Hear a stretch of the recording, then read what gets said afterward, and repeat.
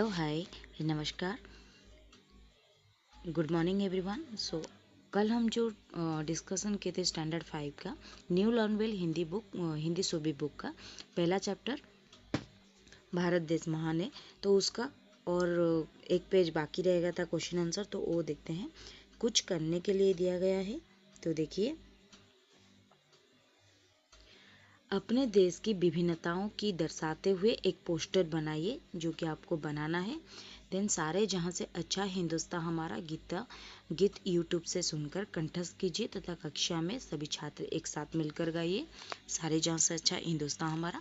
Then देखिए जीवन कौशल, आप अभी बच्चे हैं, लेकिन बच्चे होकर भी आप अपने देश का गौरव किन किन कार्यों से बढ़ा सकते हैं, सही विकल्पों पर सही का निशान लगाइए।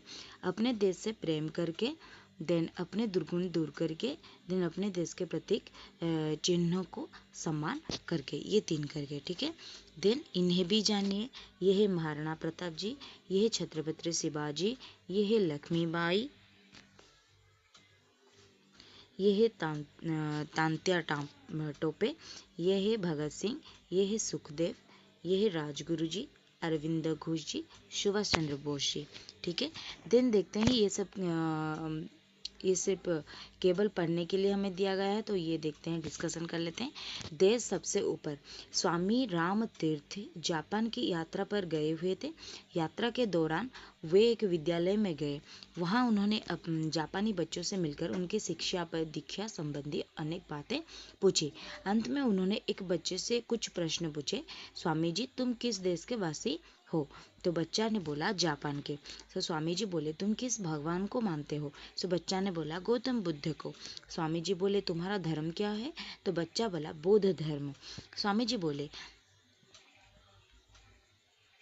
कन्फ्यूशियस कौन थे? बच्चा बोला एक प्रसिद्ध दार्शनिक संत, हम उनका बहुत आदर करते हैं, हम उनका बहुत आदर करते हैं। देन स्वामी जी बोले अच्छा, यदि गौतम बुद्ध और कन्फ्यूशियस एक साथ मिलकर तुम्हारे देश पर आक्रमण कर दे तो तुम क्या करोगे?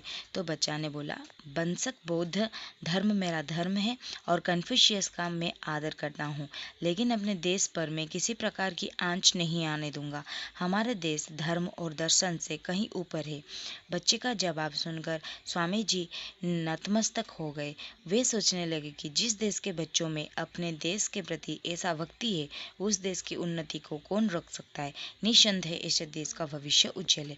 तो हमें इस छोटे से कहानी से ये सीखने को मिलती है कि चाहे कुछ भी हो जाए, हम अपनी देश को लेकर गौरव होना चाहिए, गौरव करना चाहिए, और हमें हमेशा अपनी देश को ही चुनना चाहिए, ना कि किसी धर्म को, किसी इंसान को, किसी आदर्शों को, ठीक है।